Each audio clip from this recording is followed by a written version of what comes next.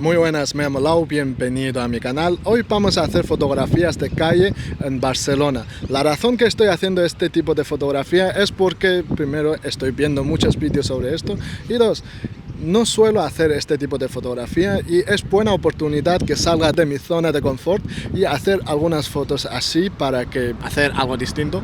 La cámara que voy a utilizar hoy es un Sony Alpha 6400 y el objetivo es un 50mm f1.8 y esta combinación tiene un focal de 75mm en full frame y eso me trae una distancia focal para hacer fotos desde un poquito más lejos. Recuerda, es la primera vez que estoy saliendo a hacer esta foto, entonces por favor no me matáis en un comentario. Pues muy bien, ahora vamos al centro de Barcelona y hacemos algunas fotos. Espero que te guste y dale like, comenta y suscríbete.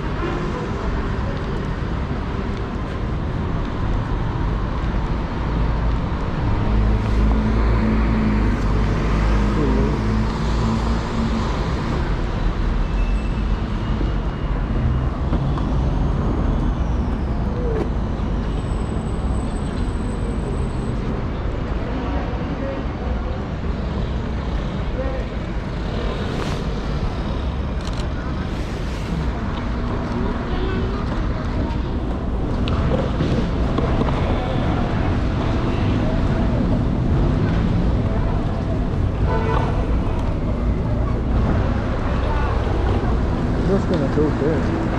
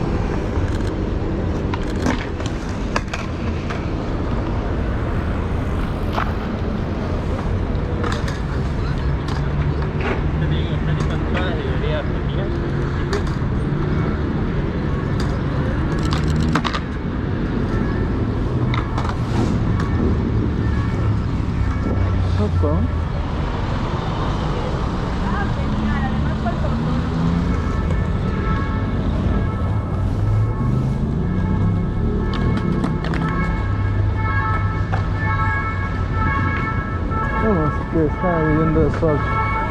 Let's go other places.